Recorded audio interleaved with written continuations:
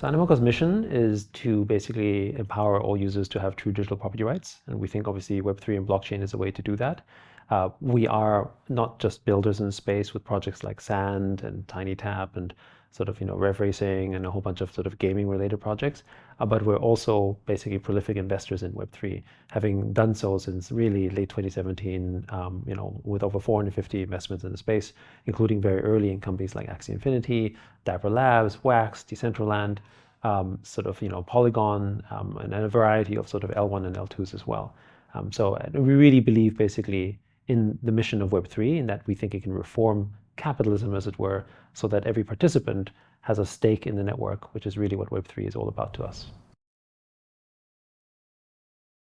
In Web2, we are all serfs in the digital space, meaning that we work for the platforms. Every time you post a photo on Instagram, you're actually not doing something that you think is free, because nothing in life is free. You're actually sort of giving value to the network, and what you're giving is data. And what data can derive is the value of the network. If it wasn't for data, we wouldn't have, ChatGPT, self-driving cars, all those sort of targeted advertising and the value that's generated from it. In Web3, we're actually able to share in that value because we now have a stake in the network. That stake can be represented either in the form of NFTs or in the form of tokens. When we talk about tokenization, we don't mean currencies per se. We mean that you own a stake in the network that gives you and makes you a stakeholder, and therefore you become a participant, and therefore you also share in the growth of the value. The future Instagram is the one where every time you share a photo and you make value to the network, you, through tokenization, receive a stake in it and grow together with it. Well, before I go even into gaming, let me just give an example about how we think of actual value of physical assets. So I often give this example between a Birkin bag, which, as we know, is this really expensive luxury bag, and a Bored Ape. And actually, a Bored Ape is more valuable. This funny sort of monkey JPEG is more valuable than a Birkin bag. But I would posit this question to people who own Birkin bags, or for those who aspire to own them. Do you buy this bag so you can put stuff in the bag? And the short answer is, for most of us, the answer is no. We buy the bag for culture, community, for status, for a myriad of reasons. The utility is a very distant second. How many people buy a Rolex to tell the time? How many people buy a Ferrari to drive them from point A to point B? The reality is that you buy these things for completely different reasons, which are entirely virtual network effects. So when you accept that actually everything you do in real life is already a virtual network effect, a virtual value, then actually what's the difference between taking something that is 100% virtual, because these network effects have a similar status. In gaming, now on this topic, $100 billion was spent last year on virtual goods that are entirely cosmetic. Skins in Fortnite, trinkets in weapons, all these things, which is essentially fashion, if you think about it, right? And these are things that you buy for your status, for your culture, to be part of that community. And now the difference is that you don't own any of that. And in Web3, you now get to own them. And these are assets in the form of NFTs that allow you the freedom to transact, meaning you can, of course, trade them, but also you can ultimately have other people build game experiences on top of the ownership of your things. In other words, in the future Fortnite, if it ever was to do NFTs, someone else is going to launch a game called Fortnite Fashion Week, in which every person who has Fortnite skins can just go to that experience and witness a new experience, sharing in the value and creating more value for everyone who has these skins.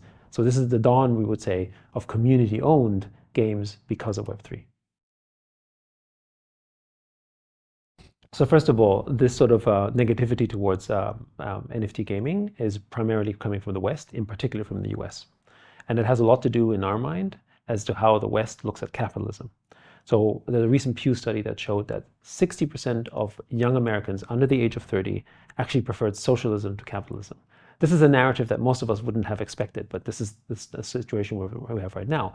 When you look at, for instance, the political platforms, the Democratic Party has very much sort of come with a more socialist, anti-capitalist agenda versus the Republican. In the US, basically, there's in some ways a war between sort of what it means to be an American in some ways. In Asia, however, where it's actually generally welcomed, all the big game companies, for instance, whether it's Nexon or whether it's Square Enix, and of course companies like ourselves, we embrace Web3 gaming. We talk about blockchain. We talk about the fact that you can own your digital game assets and you're free to trade them and do that kind of stuff. Because in Asia, actually, generally speaking, we appreciate capitalism. And I think it has a lot to do with the way that we grew up, because certainly in my living memory, my parents grew up with not having property, but think what happened in China, in South Korea, in Southeast Asia over the last 30, 40 years.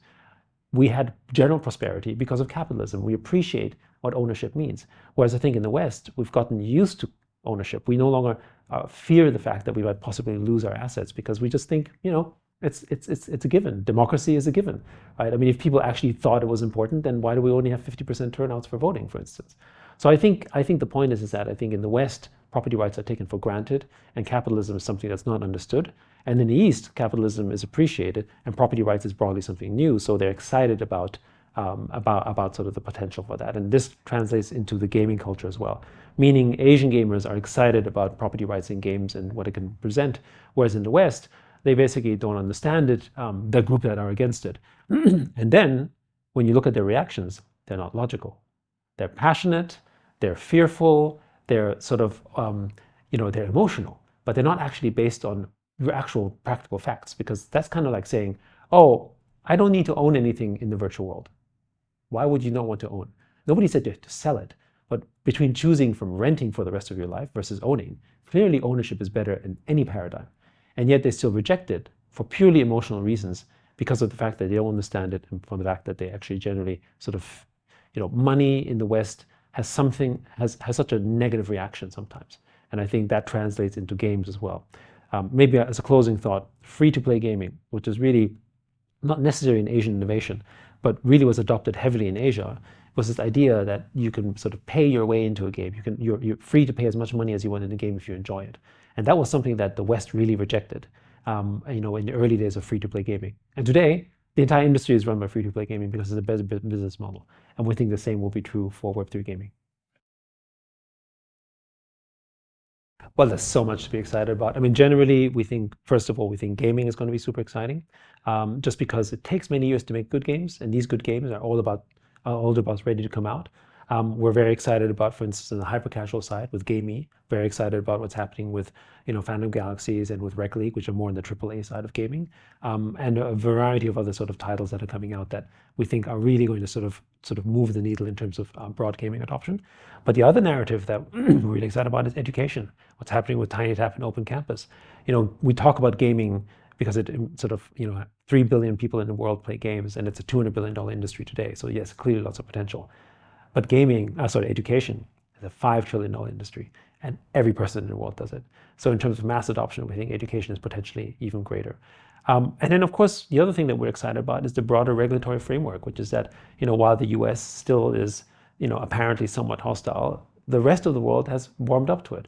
Hong Kong is open to it. The Middle East is open to it. We ourselves just announced a partnership and received investment from one of the largest Saudi groups in the world with NEOM, building the city of the future, and they've agreed essentially that Web3 is a part of that future. So I would say that there's a lot to be excited about in the upcoming period, and I would say we're just in the beginning of that. Well, my suggestion is try it. At the end of the day, it doesn't hurt to try, and many of the games do not require you to pay any money to try it out and sort of experience. And you'll notice when you play it that the quality of these new Web3 games are actually just as good than any kind of Web2 game, with one difference. You can own your invested time in it. You can own the assets that you play in the game. And that's a real benefit to you that you might not fully appreciate in the beginning, but actually it's a bonus for you. And the other thing I would also look at is don't just look at one type of game. We ourselves have invested over 140 games, but there's hundreds of games out there that you can sort of try out. And many of them are a lot of fun. And so come in with an open mind.